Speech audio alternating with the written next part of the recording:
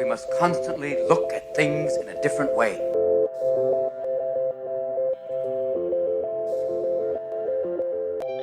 The Healthcare Education Transformation Podcast was created by two physical therapists out of the desire to learn more about the different educational roles in physical therapy and healthcare, and how healthcare education works by talking with educational leaders and people with different perspectives within physical therapy and across interdisciplinary lines on how education can be improved to disrupt the status quo of healthcare education.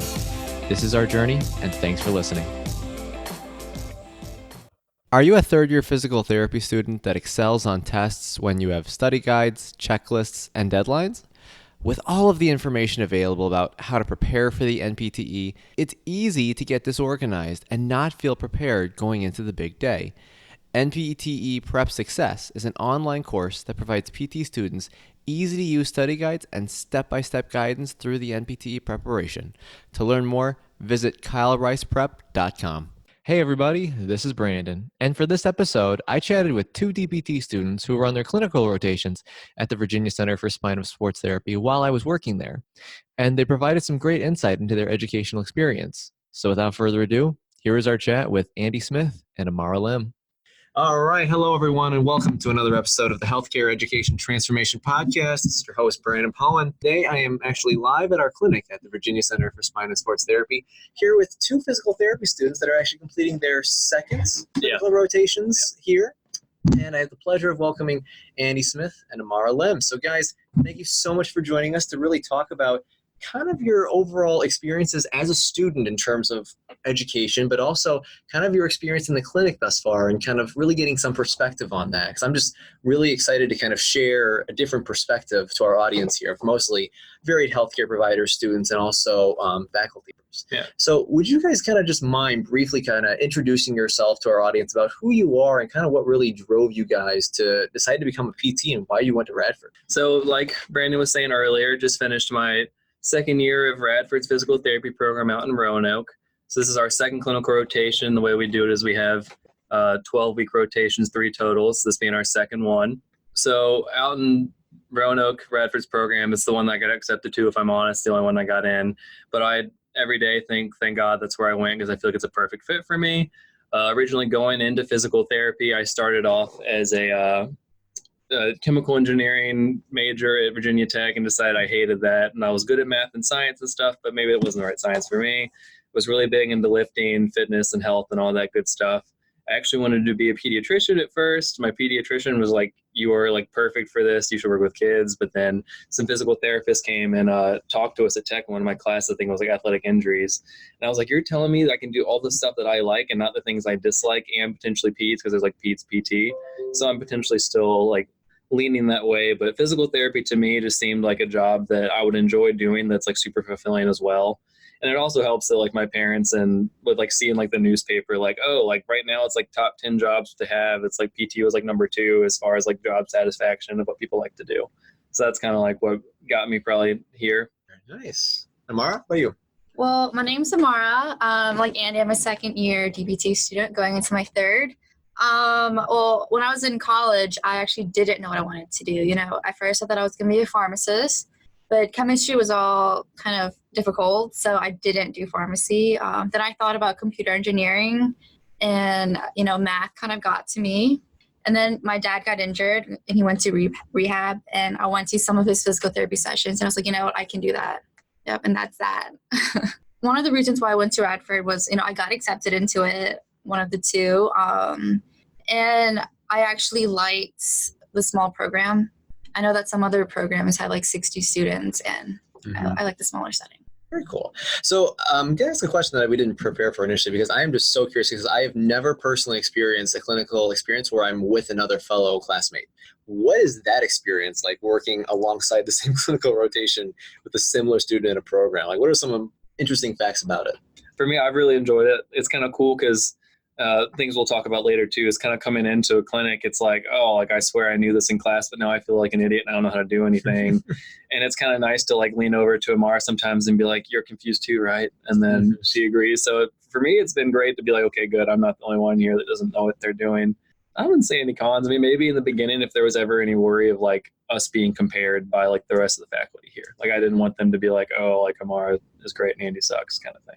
I think it's interesting too because you guys are in the same class too. Yeah. That definitely would definitely help. I would see if it would be someone like a first clinical compared to their third. I could see how that could be a little bit of a different dynamic perhaps. Yeah, but since we're both second or we're going to be third years, it's supposed to be on the same plane level there. So that's why it's like you didn't want to be compared in the beginning. Mm-hmm. So Andy has a different clinical instructor than I have. Mm-hmm. So I actually like asking him, what's he doing, and kind of, I don't know. It's a good, Yeah, that's a good point. Like I remember maybe after like our second week, we like sat down and talked about what we've done so far and how we've seen different things. Like she sees a lot of concussion patients. It's all I feel like I see more of like the chronic pain, more so difficult things to work with. Yeah. Mm-hmm. Yeah. And I think it's good that you guys are able to see there's different ways, different conditions, but also different ways of assessment, different ways of management, and they're all good. There's reasoning for each one. So I think getting different perspectives and being able to build off of that and collaborate is really good for you guys to consider, especially as you kind of become your own clinician and your own clinical development. So for our audience who perhaps isn't aware, myself included, do you think you guys walk us through kind of how Radford's DPT program is structured from like kind of the stuff you guys learned from my didactic standpoint? So we have a 3-year program. First year is all didactic. Then we do our first 12-week clinical. Then we go back to school, do another whole year of didactic, and then a second clinical. Then in that third year, that first semester, it's back to didactic. And then that final spring semester, we have our third clinical. So it's total of 3 years before we, like that first fall semester starts, we have that summer course of anatomy. I know some programs don't do that. Like they have it like integrated into their program. So ours is like crash course anatomy for the summer, then a year of course, and then the 12-week clinical that summer, and then year of course, 12-week summer, fall, spring is then 12 weeks again. So the 312s, like I was saying earlier.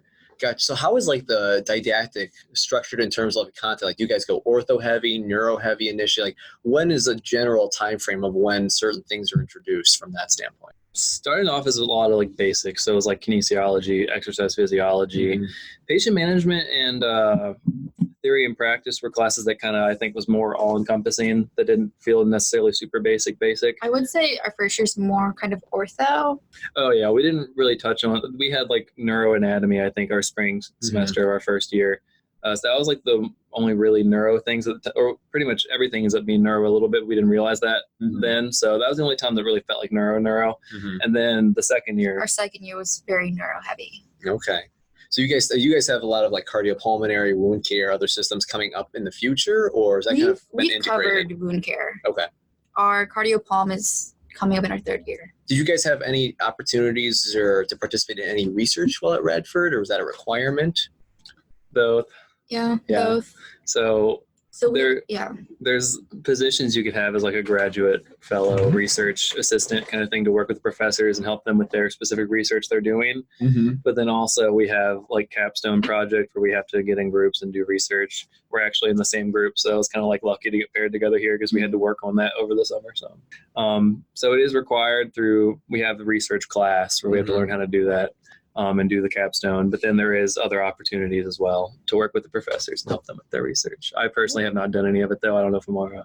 No, not me either. Okay. All right. Is research something you guys want to do in the future or no? Honestly, after I've learned more about this pain science and brain science, listen to that book, Phantoms of the Brain and stuff, I'm like, what is this? Like, I would love to know more. And like, as I hear about it, I'm like, what? This doesn't even make sense. Like, it's something that I would probably like to read as much as I can about and potentially like look into it further if I ever came up with a neat idea. But I mean, that's something I'll be way in the future because I'm not there yet. But I've never considered research before. I always thought it was kind of boring and stupid until coming here, when it's all about like clinical reasoning skills and challenging things and thinking about where you hear things and like where it comes from, and then learning more about this pain brain science stuff. It's the first time I've ever wanted to look further into things. So it's pretty cool. Nice. How about you, Amara? I don't really want to do formal research, but I do like researching on my own time. Like, find something I'm interested in, look further into that. That's about it. So guys, I know you guys are not through the whole program yet. So I realize this is going to be kind of a limited perspective here. But from your points that you are at now with going through Radford's program, what would you guys say are some of the biggest strengths that you guys have noticed in regards to your program? As before, the class size, it's very intimate. I kind of like that. To kind of go along with that, like I said something that you can't really put on paper very well is like the atmosphere that we have. So a lot of our professors like to have fun and they joke around and they're down to earth. And that's something like when I kind of say like, thank God I got into Radford's program, because the whole time I just feel like I fit in, like it's a good fit. And it probably has to do with like that small class atmosphere we have going where there's no We're not competitive. there's no sense of competition. Like there is no, like, I don't care to like do better than Amara. It's always this like, I think we're all kind of checking on each other to make sure that we're hanging in there because it's so tough. Yeah. So that's probably one of the best things is that the atmosphere that's been set up where like no one's trying to be better than the next person. Our professors are very down to earth and understanding. To kind of add on to that, our professors are very knowledgeable as well and have so much experience, not just in one field, but like they all have been jumped around a bunch of different fields, so they can kind of give like their ups and downs and opinions on different settings based on what they've done before. So that's really nice to kind of like know that the person teaching you knows what it's like. They didn't just like learn it in a book and then try to teach you what they learned in the book. So like they're constantly being like, okay, this is what you need to know for the test, but understand in the real life it might not look like this. So that has been nice, and we'll kind of touch on that later some probably, but not as nice as I thought it would be, kind of deal. And I do believe the faculty, they're all still practicing, which I kind of like, because I know that some schools, the faculty just stop practicing. So. So on this show, we like to really go devil's advocate. You know, with you guys obviously going through clinical experiences, seeing the real life practice, what are some things that you think perhaps could be improved in that to make it more beneficial so that you could feel better prepared coming in clinicals?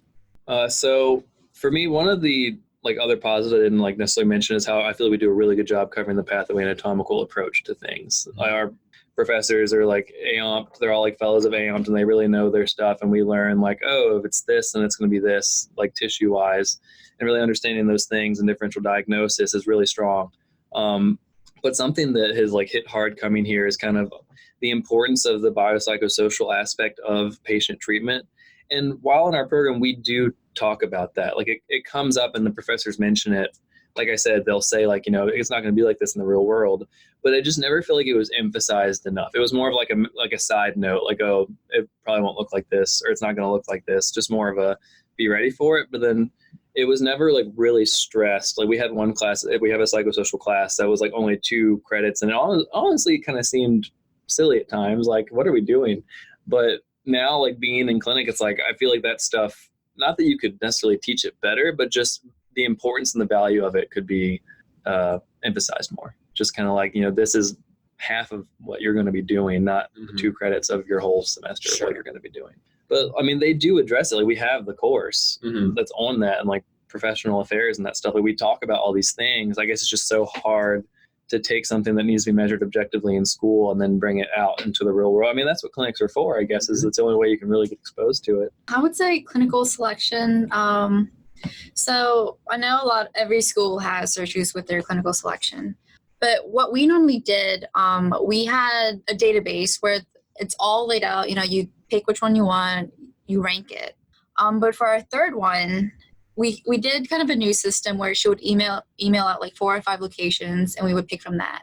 But I am the kind of person who likes to see everything laid out. I like to see all my options, and by the time I realized that for our third selection we weren't going to have a database, I was stuck with whatever was left over. So that was kind of upsetting. It happened to me as well. Yeah. I just like blame myself. I thought I just missed an email or something somewhere, but all of a sudden it was like I had 5 things to choose from, and I thought I was going to get a database to pick at some point in the fall. I think that's what they did with previous years. I mean, they might have told us, and it might be on me. I don't know, but the point is the last one didn't go as well. Yeah. What was, if you guys know, what was the reasoning behind switching to that approach or system? I think it's been like a lot of feedback because they've been working on this a lot. Like they want to know what the students want and like what we want to get from the clinical rotation and picking them and stuff. And I think that maybe the feedback led to them thinking that that's the only thing we wanted and we didn't want the database anymore. I think a lot of us maybe wanted to have the option to do either, but then the option was taken away from the database and we didn't know that was going to happen. I think it just might have been a miscommunication thing. Yeah. So what would you guys say? I mean, with you guys doing your second clinical now, from your perspective, what makes a clinical rotation successful? Well, first thing, I think you need a really good clinical instructor. I've been really lucky so far in the fact that this one included and my last one, my instructors were so patient with me and I wasn't afraid to ask any questions. So that's one. I know that some people, their CIs were just very intimidating. So, yeah. I think my CI is probably one of the more intimidating ones, but I was going to say probably one of the important things is like who your CI is, like as a person, and is like their education and where they're coming from. So like we both are lucky that we have very experienced CIs that just have years under their belt, so they're not going to get defensive. You can question them on anything and they're going to explain it well because they've looked into the research. They kind of understand more of a deeper, why are we doing things, not just memorizing and doing things. So that's probably one of the big factors, having someone that has that seasoning where they can kind of tell you how it is for real. That being a big one. And then their ability to get you in there and get your hands in there. So giving you the chance to apply the knowledge. A lot of times for us starting off, it was me asking a lot of questions and trying to wrap my head around things. And then he'd be like, I think after a while he'd start to understand, like, I'm starting to understand a little bit. Like, do you want to give this a try? I think you kind of get what I want you to do here. So that's been really good. But then other things would be like the variety of experiences that you get. So like this clinic sees so many different types of patients, like all ages, so many different types of diagnoses that I've never even heard of. So all between the ages and the types of people and the different diagnoses, I feel like it lets you just see and experience things. Because that's what these clinical rotations are. They're experiences for us to, when we go out there and we're supposed to be the ones responsible and in charge, it's like, okay, I've seen this before. And that's what I think makes a good clinic. Mm-hmm. Yeah, kind of really transitioning you to ultimately be an independent clinician. Yeah, exactly. It's huge. So you kind of both mentioned this briefly kind of in your previous answer, in the previous question here, but from where you guys started here at this clinical experience to kind of where you guys are at now professionally, can you walk us through kind of how you guys have each grown? Like where you were at before, where you're at now, and kind of what you're looking to do as you finish up this rotation, maybe go on to the next one, or even when you become an independent clinician? Well, for me, starting off, it was like I was amazed and confused at the same time. It was like, what in the world? Like, I thought I was good at this. I have like straight A's in school. I know what I'm doing. But then it was like, I have no idea what I'm doing. I just kind of want to sit back and watch for now, because this is all like so much different than like what I learned kind of deal. But to go along with that, I'll kind of like quickly get into like how I grew from it. I started to wrap my head around things. And the best part was just like the ability to question the why behind what's happening and not just take information and try to like memorize it and like take it as a fact. It's more of like, why is it the way it is? And then it improves your clinical reasoning skills, which is like the main thing we can't really have until we're in clinic, I think. I mean, at least that's something that I've kind of seen as like in school. It's like you kind of have to know the facts so they can objectively test it. And then when it's here, when it's like different, it always is going to depend on the patient. That's the answer that you get from every professor when you ask a question. It depends. And it's like, it was always the most annoying answer to get, because it's like, I want to know, but the depends is the right answer. Like if they didn't say it depends, it's like, oh, that person's speaking in absolutes. That can't be right then, because that's what it kind of ends up turning out to be. But for me, it's like, as far as like professional development, like I already mentioned earlier about starting to be interested in potentially looking at research, and I never cared before. It's just this being challenged beyond anything I've been challenged before, and constantly feeling confused has made me want to constantly look into more and understand more. So before this rotation, I didn't really listen to podcasts that much. I didn't really read books outside of what was required in school. So now I was like, I've already listened to, because my drive's a little bit longer to and from here, it's like I've already listened to like 2 audio books on like brain and pain science and stuff like that. And then I've subscribed to like 5 different podcasts and listened to those to and from work. And it's all related to physical therapy. And it's just things that's like, you know, going back to school, the before me and the after me is just like so much more ready to take it to the next level when I'm by myself. Like I'll keep learning as a clinician and do that continuing, like the education never ends kind of thing. It's like I always knew that was a thing. I never knew what that felt like until this summer. Well, for me, when I first started here, it was kind of like Andy's experience. I had no idea what I was doing. Everyone here was so smart, and I felt like I wasn't competent at all. So, you know, I soaked it all in the first few weeks, and then my CI just kind of gradually started having me do things. I started with the subjective, the objective, and then eventually, you know, all of it. So, I mean, it was an interesting experience. It was a huge learning curve for me. Professionally, for me, I think, well, before this experience, I had no interest in doing an outpatient experience at all, an outpatient setting. I really had a bad prior experience in an outpatient setting before, when I was kind of doing my my shadowing hours to apply to PT school. It's just the most awful experience. I think that was because I couldn't really do anything, because I was just shadowing for 300 hours. So, but when I came here, there was more to it than what I first thought. And I started looking into more of like the orthopedic side of things, and I kind of enjoyed that. My first clinical rotation was in a SNF, and I really enjoyed that. And I thought, you know, I'm going to do that. I'm going to go in an inpatient or a SNF. But then I came here, and I really enjoy it here. So I have no idea. I'm still deciding. No idea. No, it's not a bad thing. It's sometimes that's why part of the experience is like you learn what you like, you learn what you don't like. So, I mean, there's always value in that. And I think you guys having the experience of this clinic, learning from these two is some of the stuff that they're teaching you, I didn't learn until like a year and a half out on my own or doing a continuing education class when I was back in Michigan. So I think you guys being able to get exposure and know that is so valuable. Yeah, I definitely feel the same way. Yeah. So what stands out, if you could choose one thing, what is the biggest thing you have learned about physical therapy profession or interacting or managing patients since you've been a student thus far? Gosh, picking one thing, that sounds pretty tough. Patients don't follow a specific pattern. Ooh. It depends. Mm-hmm. It depends. Like Andy said. Yes. Yeah, pretty much understanding the answer, it depends, finally. Mm-hmm. Yeah. I'd say the biggest thing is like just clinical reasoning skills. It's just kind of being able to like challenge the status quo kind of thing. Like don't just be told one thing in a textbook and be like, okay, that's how it is. It's just like, it's going to be different with every single person. So I think my big takeaway so far being here is like the importance of like the biopsychosocial aspect of healthcare. And I understand we have to know the pathway anatomical stuff, like one, taking the boards after school, and two, I mean, you do have to know those things because it's going to apply to a lot of patients that have like a tissue issue kind of deal. But it's like, it just turns out there's so much more where it's always like a motor control or like some kind of environmental factor in like the patient's life where like they're coming out of some kind of stressful thing. They're not sleeping, their diet's bad. And like these all are things that lead to what their problem is. But it's just, I think we're going to probably go over that maybe next fall. We have like a wellness class. So that's probably why I'm so shocked at how little I feel like I know about this stuff. But it just turns out more than half of the patient's care is stuff that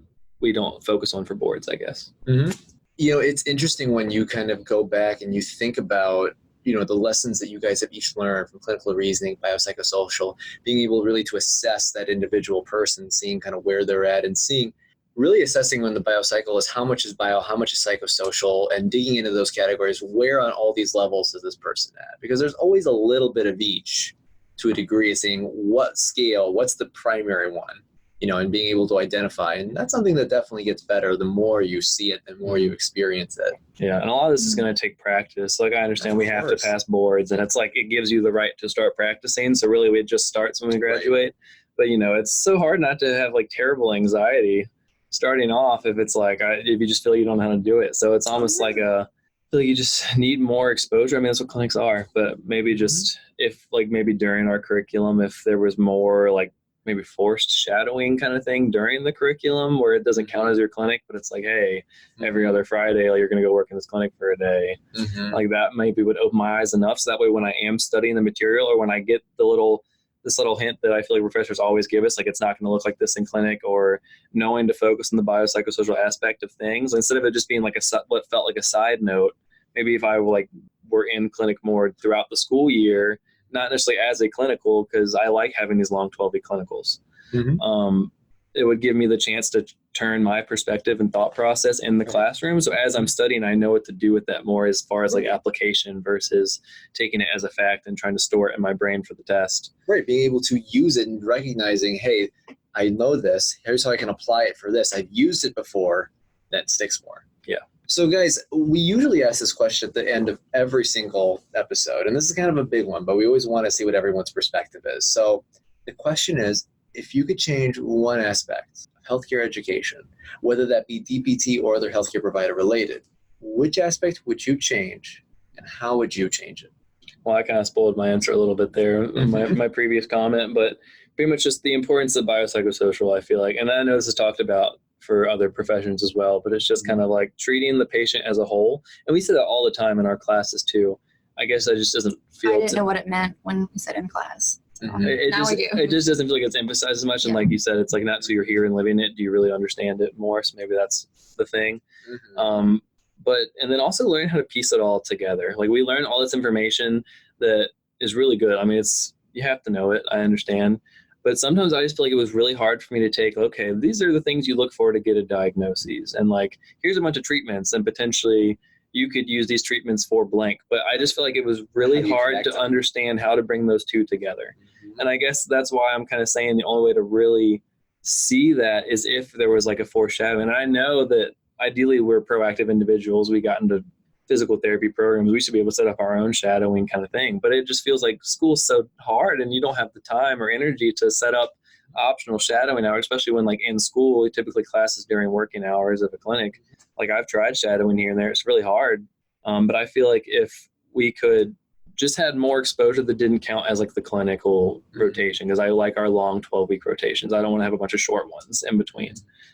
Just having that opportunity to see these things and having someone there kind of explain like, oh, this person has a rotator cuff pathology or something, and then kind of see why this exercise is the best thing because of this, because then I can take that and apply it to things I see in class. But to go along with that further is like, would be a good one for rotator cuff pathology, but because of this person and their experiences and what they want to do, this would be better. Mm-hmm. And that's something that I feel you can't really get in class. I mean, we try to do like scenarios, which is good. Like I can tell our program really tries to do these things. I think it's just really hard to mimic it in a classroom. Just the nature of the beast. Yeah. How about you, Amara? I'm kind of with Andy on this. I would have liked more clinical, not experience, but have seen more before actually having been put out there into an actual clinical experience. Maybe like a full week of shadowing before you, I don't know, just something so I can see how to apply what I learned in school to the real world. Because it's like we learn how to do like different skills, like piece by piece. Okay, I can do this. But then it's like, I didn't know I should have done this one here. Putting it together. Yeah. And like I said, that's why we're here now. So like, our program has the clinical experience for that reason. So, it's kind of good job there. My experience here is doing great, but it's almost one of those things where if I didn't get lucky and get put here, I like the thought of being at like a different clinic where I feel like I didn't have the education I was getting here with these guys. Like if I were to start off as a PT student that didn't have this experience, I feel like I would just be a nervous wreck, like anxiety to the floor kind of thing. I think we should have an honest discussion that there's a lot of that does exist out there. I personally, when I came out, I felt like I really wasn't pushed hard enough when I was in clinicals to really be able to be an independent clinician. And when I got out, I felt like it was just a slap in the face. Like you're just like, oh, I have to do all this. And you're trying to learn clinically, you're trying to learn the business, you're trying to learn all this in one. It's overwhelming. And I like how they're bringing, like here, they're teaching you all this stuff to really get you into that role. Because, you can't do it all in one rotation. Mm-hmm. You can't. But you should be exposed and be able to know all the ins and outs of what it's really going to be. So, guys, where can people find you online or on social media if they have a question? Amara, what's your Twitter? I do have a Twitter. I'm not really active on it, but I do have a Twitter. It's at Amimi150, so AMIMI150. Yeah, probably the best place to find me is Twitter as well. I feel like Andy Smith's pretty too common on Facebook to actually pinpoint me on there, but Twitter would be at Andy Smith VTPT, as in like Virginia Tech Physical Therapy. Even though I'm at Radford, it is at Andy Smith VTPT. What was your quote that you have on there too to identify yourself? How did I identify? It was like tall, awkward white guy. Yeah. It's like I'm just that tall, awkward white guy. I love it. Well, guys, thank you so much for your time and perspective. I think it's really good for the listeners to kind of hear the perspective of students that are currently in it and also that are going through a clinical experience to gain some perspective out there, to get some different points of view out there. Because at the end of the day, we need to have these honest discussions about pros, cons, how can we improve, talk about these real issues to really help get change from all stakeholders. So thank you guys so much for coming on. Thanks for having us, Brandon. Mm-hmm. Access to healthcare is one of the largest issues facing both providers and patients, as millions of people worldwide lack timely and affordable access to healthcare. Anywhere Healthcare, a telehealth platform, is a simple, low-cost option for providers and patients that eliminates the barriers to access to all kinds of healthcare. To find out more, check out anywhere.healthcare, which is available on our show notes. And if you use the code HET in all caps when you email to sign up, you'll save 25% off the total cost.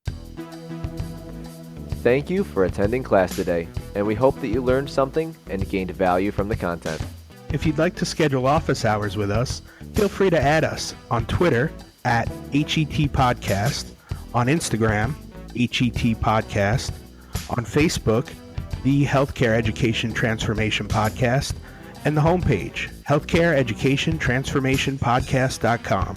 And for those of you following along in the syllabus, Extra credit can be obtained by liking us, sharing us, and leaving a review. Let's continue our journey up Mount Educational Success as lifelong learners.